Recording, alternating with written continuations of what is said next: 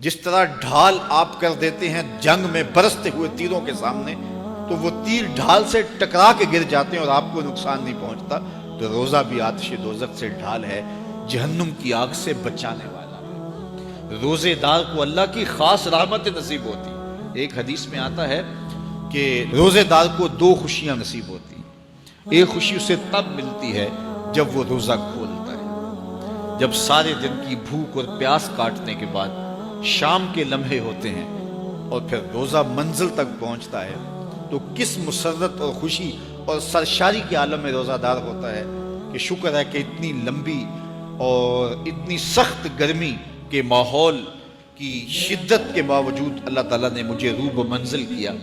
تو اس وقت ایک احساس اس کے ساتھ جڑا ہوتا ہے، اور پھر جب وہ ٹھنڈا اور میٹھا مشروب اپنے کام و دہن میں ٹپکاتا ہے اور وہ ٹھنڈا میٹھا مشروب اس کی رگوں کو تر کرتے ہوئے معدے کی طرف بڑھ رہا ہوتا ہے، اس کی زبان بولے نہ بولے دل اللہ کا شکر ادا کر رہا ہوتا ہے، اس کا ایک ایک عضو بدن رب کا شکرانہ ادا کر رہا ہوتا ہے۔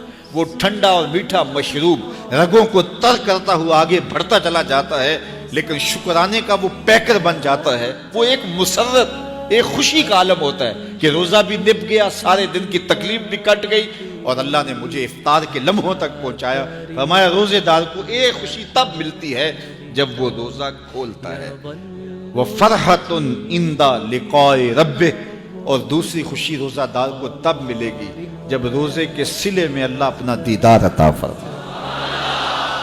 بنی آدم کے جتنے بھی عمل ہیں 10 سے لے کر 700 گنا تک اس کا ثواب اولاد آدم کو اس کا دیا جاتا ہے۔ جتنا گڑ ڈالو اتنا ہی میٹھا، تو بعض کو 10 گنا، بعض کو 70 گنا، بعض کو 100 گنا، بعض کو 700 گنا، تو 10 سے لے کر 700 گنا تک بندے کے اعمال کا صلہ دیا جاتا ہے۔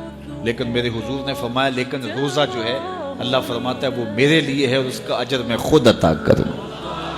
جب وہ خود عطا کرے گا تو کتنا عطا کرے گا؟ سخی اتنا بڑا ہو تو پھر کیا عطا کرے گا؟ بلکہ بعض نے اس کو عجزی ہی کی بجائے عجزہ پڑھا ہے بصیغہ مجہول، کہ روزہ میرے لیے ہے اور اس کی جزا میں خود ہوں۔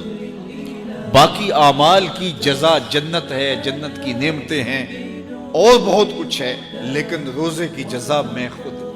اور جس کو وہ خود مل گیا پھر جنت میں مل گئی، جنت والا جو مل گیا پھر جنت بھی مل گئی، جنت کی نعمتیں بھی مل گئی۔ تو روزہ اللہ کی خوشنودی کا ذریعہ ہے، اس کی رضا کا ذریعہ ہے۔ تو خوش نصیب لوگ روزے کی برکتیں حاصل کرتے ہیں۔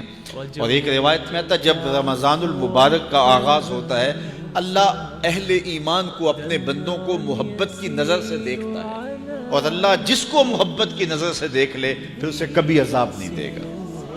اللہ اکبر۔ تو یہ روزہ دار کے لیے اللہ کی کرم نوازیاں ہیں، اللہ کی رحمتوں کے اجالے ہیں جو اس کے اوپر برستے ہیں۔ تو میں اور آپ اس ماہ انور کو، اس ماہ نور کو اس طرح سے گزاریں کہ ہمارے اندر کے پاپ دھل جائیں، ہماری غلاظتیں گناہوں کی مٹ جائیں، ہمارا سینہ صاف ہو جائے، ہم اہل ایمان کے لیے کشادہ دل ہو جائیں، ہمیں جو ہے وہ جھوٹ سے، تکبر سے، بخل سے، ریا سے اور دیگر امور بد سے اجتناب کرنے کی عادت پڑ جائے۔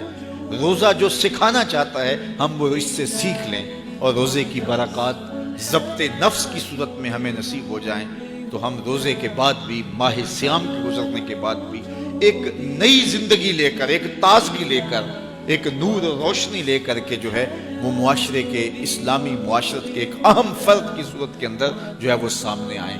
تو اللہ اس ماہ صیام کی برکتیں ہمیں نصیب فرمائے۔ ہر سال مہینہ آتا ہے، گزر جاتا ہے، ہم پورا مہینہ بھوک کاٹتے ہیں اور پھر وہاں کے وہاں ہی کھڑے رہتے ہیں، تو پھر ہمیں سوچنا چاہیے، لیکن اگر تبدیلی آتی ہے تو پھر شکریہ ادا کریں۔